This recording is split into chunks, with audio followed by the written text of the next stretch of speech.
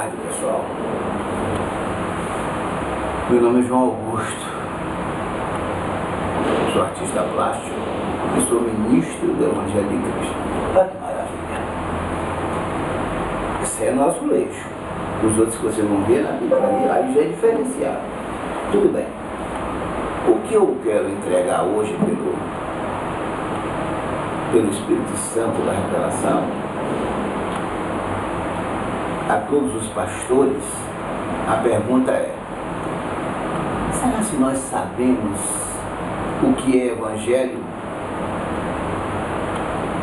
Será se nós sabemos onde está o Evangelho para nós, de origem gentílica, nesse livro?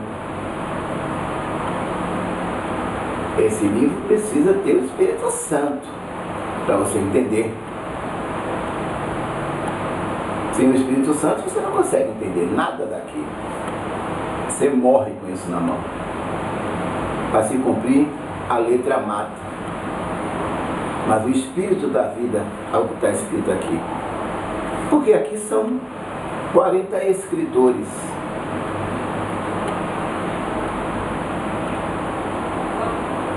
Um só autor é Deus.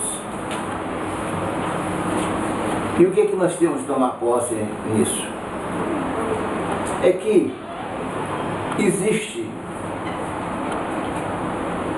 a antiga aliança e a nova aliança. Todos nós sabemos.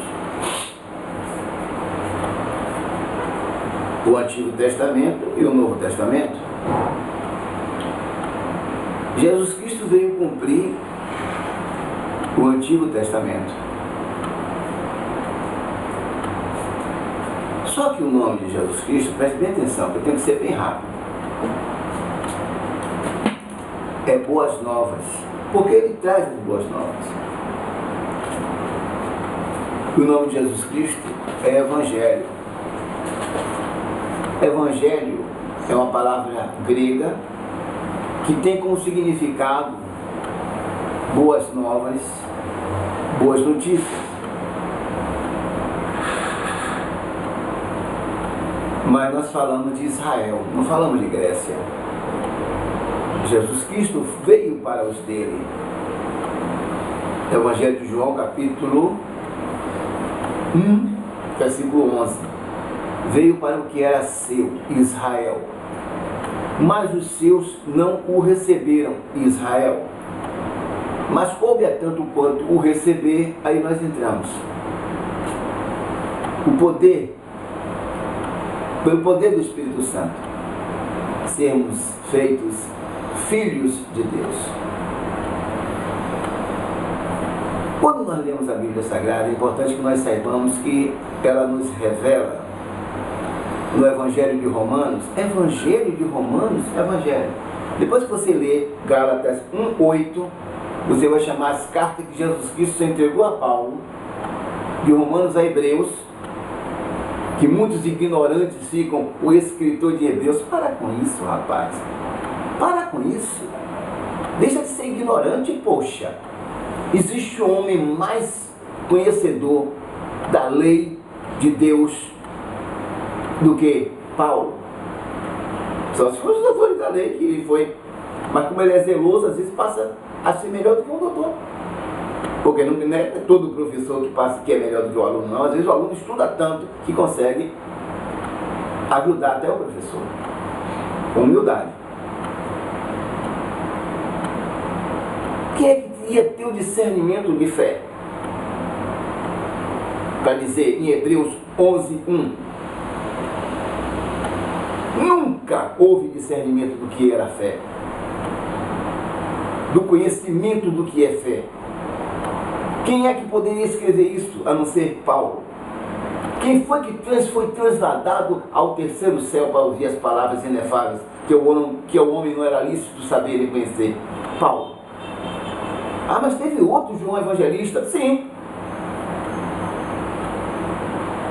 Mas João Evangelista recebeu o quê? Apocalipse. Onde está o discernimento? É quando você pega e sabe as condições que você está. De que pertence o seu grupo de pessoas diante dessa palavra? Só tem duas pessoas, só tem dois povos para Deus nesse mundo. É judeu e gentil. Judeu e Israel. País Israel. Gentil, todos os países do mundo, fora Israel. E nós, como não estávamos na época que Jesus Cristo veio, mas somos brasileiros, somos o quê? Gentios. Depois que confessamos Jesus Cristo, somos o quê? De origem gentílica. De origem gentílica. Porque quando Jesus Cristo veio, raciocínio, tem que ser rápido. Tinha Roma, tinha Grécia, Pérsia, China, Egito, Etiópia, Índia, todos os países. Mas ele veio para onde? Para os seus. Israel. E os seus não o receberam. Israel.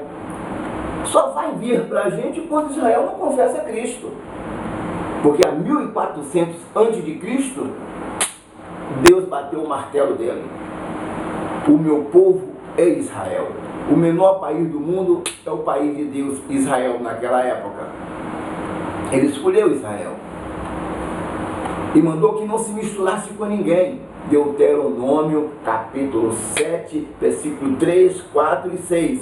E o 4 é bem enfático dito. Não quero que vocês se misturem com ninguém do mundo. Não dê suas filhas, Israel, para ninguém, para nenhum deles. Não dê os seus filhos para nenhum delas. Nem traga nenhuma delas de lá para cá. Nenhum deles de lá para cá, porque traria a idolatria para dentro de Israel. E a ira de Deus desceria sobre o próprio Israel, diz o próprio Senhor dos Exércitos, que é Deus. Não está escrito? 1400 a.C. Mas Cristo veio para os dele. Qual é a nossa posição? A mulher cananeia para as mulheres. A Sirofenícia, a grega, vai pedir um milagre a Jesus Cristo. O que é que ele diz a ela?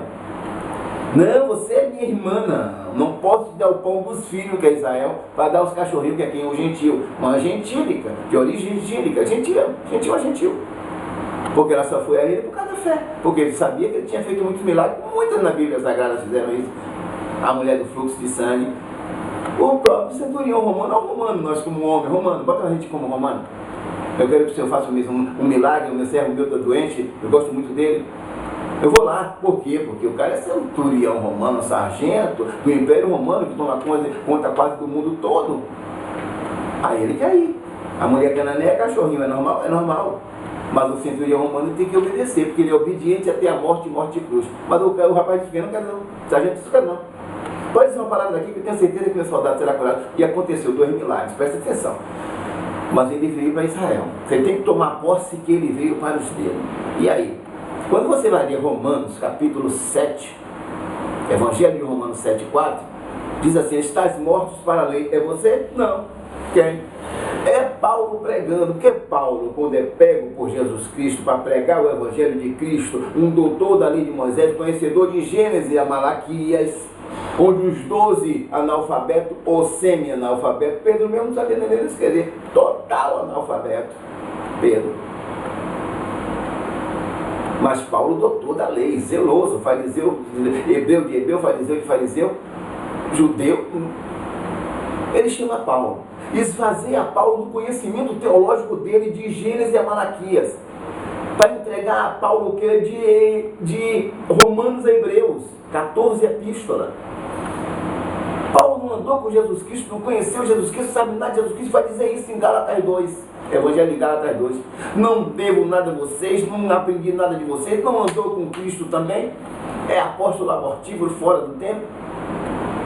Mas tudo que eu tenho, disse o apóstolo Paulo, é em Jesus Cristo pelo Santo Espírito, pelo Espírito Santo. Foi trasladado para receber as palavras inefáveis, que é de Romanos. Esse é o Evangelho para a gente, querido. Romanos é Hebreus, Mateus, Marcos, Lucas e João é para judeu. E aí, como é que fica agora?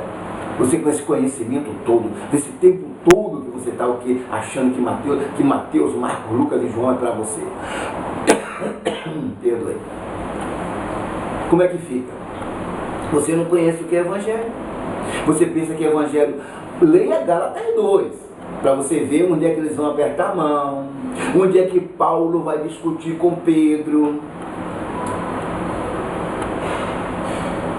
resistindo Pedro na cara, porque ele não poderia o quê? Se misturar, porque a lei vigente chama-se lei. E Cristo, dentro da própria lei, faz o quê? Faz o cristianismo. Mas quando Paulo é chamado, Atos 9,15, a bússola da Bíblia, o termômetro da Bíblia, o justamente equilíbrio para todas as coisas é Atos 9,15. Que é que Jesus Cristo diz a um servo da lei convertido ao cristianismo.